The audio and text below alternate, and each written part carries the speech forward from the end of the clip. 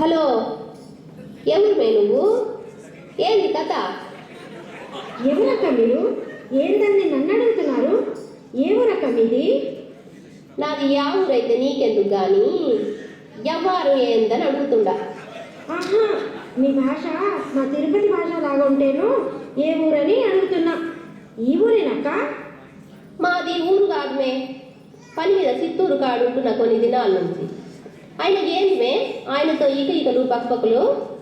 ఓహో అదా, నాకు ఇష్టమైంది నేను ఇకలు పక్కపక్కలు. నువ్వు ఎవరక్క అడగడానికి? నేనెవరో కొంచెమైనాక నీకే తెలుస్తుందిలే కానీ ఆయన వదిలిపెట్టుమే, నేను అసలే మంచిదాన్ని గాను.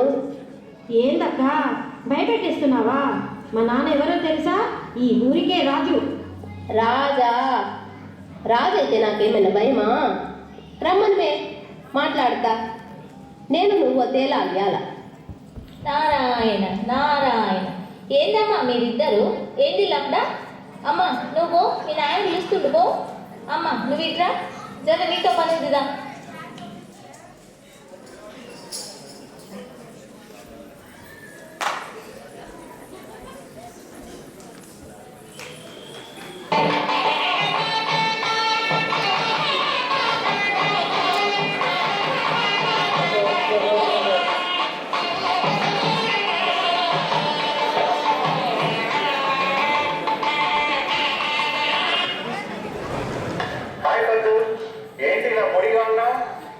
ఏంటో అండి, ముహూర్తానికి టైం అయింది కానీ ఆవిడ ఎవరు వచ్చి మీతో మాట్లాడొద్దని చెప్పింది.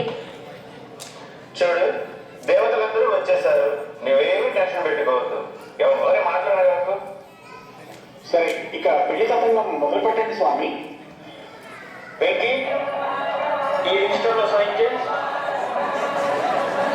వద్దు, నువ్వు కూడా చెయ్యమ్మా. మార్షల్ వారు, మీరు మొదటి సాక్ష్యం.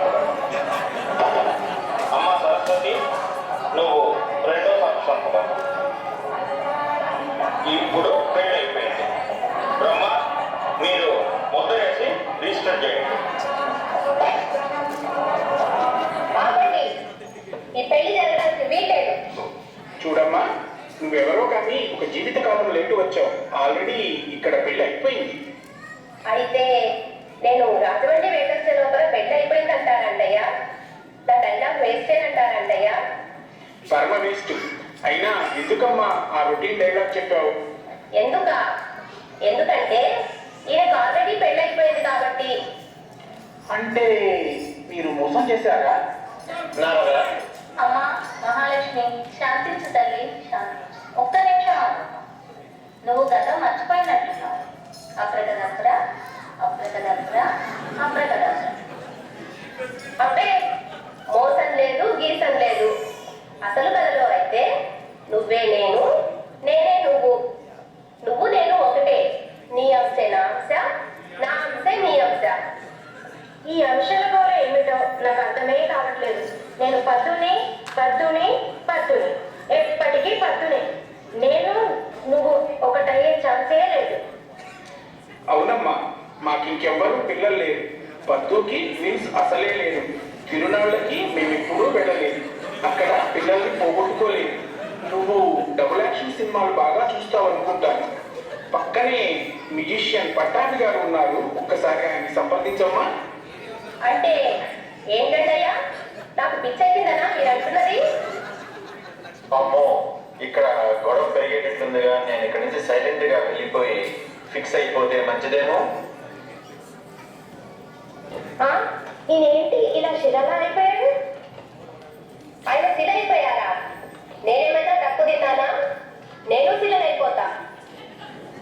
నాన్న, నాకు అంతా కన్ఫ్యూజన్ గా ఉంది, ఏమి చేయను?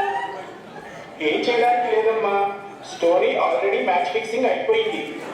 నువ్వు సెలైపో, గుడి కట్టించే పూచి నాది. సరే,